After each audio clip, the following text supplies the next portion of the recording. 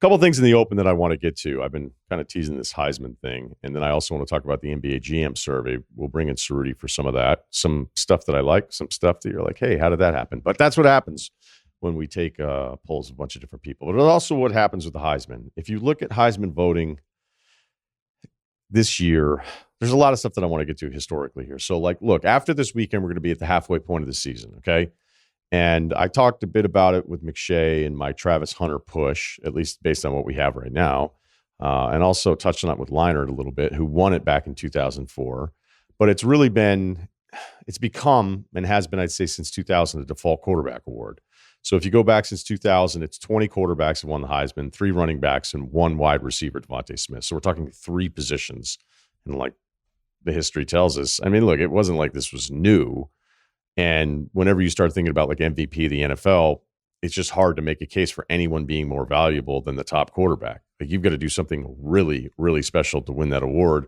And the way running backs have kind of been phased out as a priority in the NFL, like at least it's still open for them for the Heisman in college.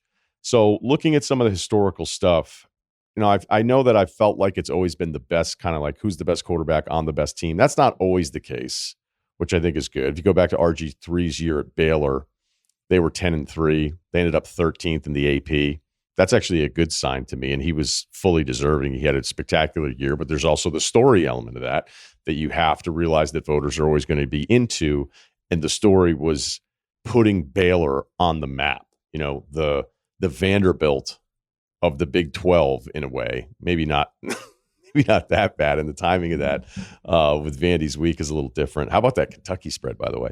So, look, there's another year in there where Cam Newton wins it in 2010. I think that season for Cam Newton and Auburn, I think it's the most important quarterback play I've ever seen in my lifetime from just a guy carrying a team. That was not your standard SEC title-winning team that was loaded with NFL talent everywhere. There was actually not much NFL talent on that team, which is kind of shocking when you think about all these NFL draft picks that have come from SEC national champions. So if Cam, and I wonder, like if Cam doesn't have that comeback against Bama at Tuscaloosa, like one of the all-time games in the history, at least of that part of the country, like would Cam had lost momentum because he felt like there were just so many weeks he was saving Auburn and then it leads to a national championship. Cam ended up with 729 first place votes. That is a staggering total. If you look at the total number of voters for the Heisman as of today, I have this number here somewhere. I think it's like 900 plus voters that vote on the Heisman. Some other places have said it's 850, but there's a lot of people that vote on this. So you have to think of like the momentum of the story and then sometimes the momentum of groupthink a little bit too. So Cam winning 729 first place votes over Andrew Luck, who had 78 first place votes. Like that was still the right choice because not only are you talking about story, best quarterback, best team, but it was the most outstanding season of any player in college football, and it paid off with a title on top of everything else. So you got that. But I do wonder, like, what would the voting have been like if they hadn't had that comeback against Alabama? 2009's Heisman vote bothered me. Ingram won it, running back Bama. And think about that. Cam number was 729. Ingram won the Heisman in 2009 with 227 first-place votes. Toby Gerhart was second. The White Rhino, I believe. Colt McCoy was third. I would have voted for Ndamukong Suh. He had 100, so he came in fourth, but had 161 first-place votes. That year, I thought Suh was the most dominant most dominant player in college football. That's supposed to be what the award is, but it's not necessarily what happens. Suh was going to be tough. An interior defensive lineman, like he's the best? Yeah, he's the best. He disrupted the game more than any other player that played. But there was just no way that many people were going to vote for an interior defensive lineman. It wasn't going to happen. So was I like outraged? No, but I remember back in the day with Van Pelt, we were sitting there talking about it. I go, I got to be honest with you, like every week I'm watching Ndamukong Suh. Like I don't think there's a player that's actually better than this guy, but I guess he's just not going to win. Right now, I guess it's 928 voters for the Heisman. So if you look at the preseason favorites, because this plays into it too, kind of your awareness as a voter or the awareness of where the storylines can go, and also how expectations play into whether or not somebody's deserving of getting a Heisman vote. So if you looked at the preseason odds on FanDuel, you had Milroe, Carson Beck, Ewers, Dylan Gabriel were all around 8-1. But that's really just trying to figure out a market. Like that number, there's a little value in there if you think you're jumping on something a little bit earlier. As hard as it is to pick that, hey, yeah, I'm going to pick this guy and it's going to hold up and he's going to win enough games and he's going to have the expectations. And on top of like being a favorite, that actually can work against you. And I have a comparison for that a little bit later here. But all four of those quarterbacks were all around the same area here because they're just trying to create some kind of market to get people interested in placing a bet on it. As of right now, I'd say all four are still alive, even with Milroe's loss at Vandy, Beck's loss. Dylan Gabriel could be the favorite, perhaps after this week. Ewers missed time, but he's going to be back in the game against Oklahoma. But Beck has the sixth best odds still, and I wonder if that's just because at the beginning of the year he was on the list of people we need to pay attention to, because the realities of Beck, like what has he actually done? Like, how does he have the sixth best odds other than he's just kind of a leftover of being a preseason favorite? It's kind of the marketing part of this where we're giving you the list. It makes sense. Like the Beck storyline makes sense. Pretty good last year. Figured some things out. Coin toss. Could have played, maybe win a national championship last year. Again, there's a lot of assumptions with all of this stuff after losing to Alabama in the SEC title game.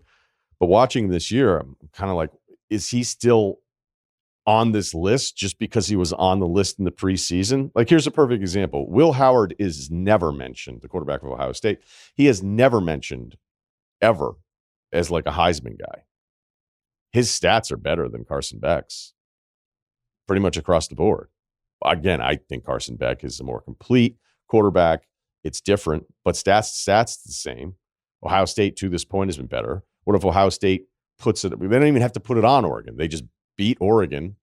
They're the number 2 team in the country. And it's like, yeah, but that's like the marketing part of it. There was never any Will Howard awareness momentum for him over the summer and into the early parts of the season.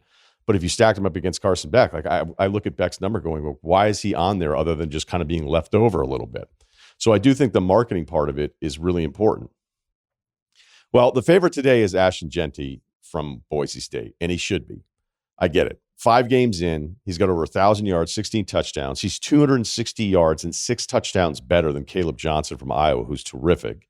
Only Caleb and Hampton from UNC are over 700 yards. And granted, it's Boise, so it might be a little bit harder for some of the casual voters to buy into that. But those are the numbers, and they're absurd. And if he keeps up this pace in combination with what has now been kind of a coin toss quarterback market, I think he has a real chance at this. And maybe there's some sympathetic, like, do it for the little guys as the group of 5 teams are questioning their future with every new piece of news and movement about where college football is headed.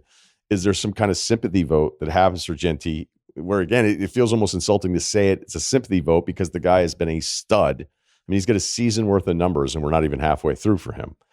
But allow me a moment for Travis Hunter in Colorado. By the definition of the award, right, to be awarded to the most outstanding player in college football, why are we talking about anyone other than Travis Hunter? Okay? I want to talk about Charles Woodson again. I've teased this a little bit.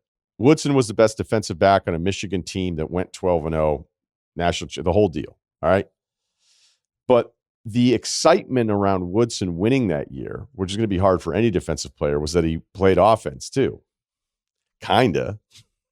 All right. Like, he returned punts. He ran one back for a touchdown. He only returned 33 punts that year.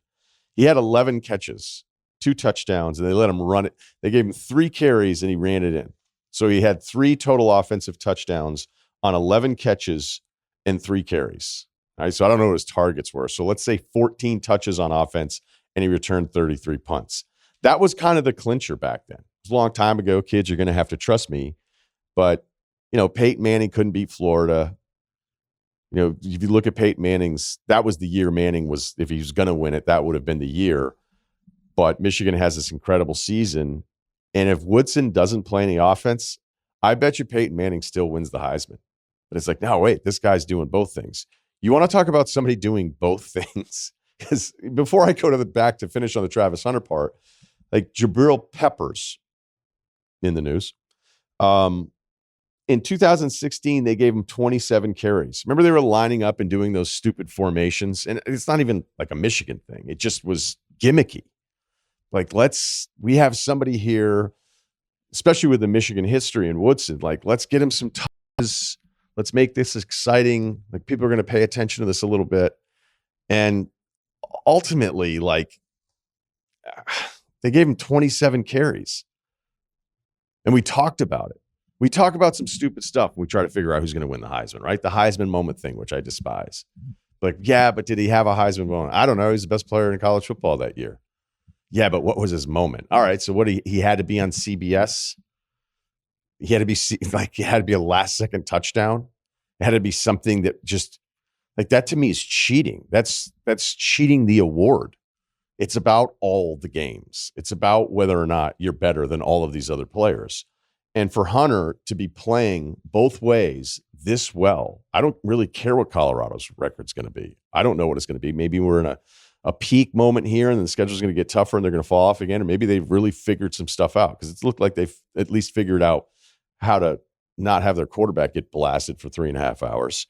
But if we're really looking at what the definition of the award is and in comparison to who the favorites were, because I do think something's also happened here. Like when I was a kid and you looked at politicians, the vice president was always in the mix to run for president. All right. And it was just understood because they were on the nation's radar. The party didn't have to reintroduce somebody. And it just kind of made sense, for the incumbent to just go, all right, well, this is going to be the party selection. And granted, we have that on one side right now in a different way. But I almost wonder, with the Heisman back in the day, you had to have that same kind of awareness. You had to be on everybody's radar. But now being the favorite, and I think it's the same in politics, like if you're exposed for too long, if we know who you are for too long, then we turn on you. I think that happened to Andrew Luck a little bit. It's like, well, if this guy's so good, how come the team isn't doing better? All right, well, I'll pick the team that's 10-3 because I didn't expect as much from him. So that's kind of baked into this entire equation. But if we're talking about most outstanding, and somebody that isn't playing offense as a gimmick is actually one of the best receivers in college football on top of being one of the best defensive backs, I don't think this should be that challenging in comparison, again, with where we're at halfway through the season with the group of QBs that were the favorites.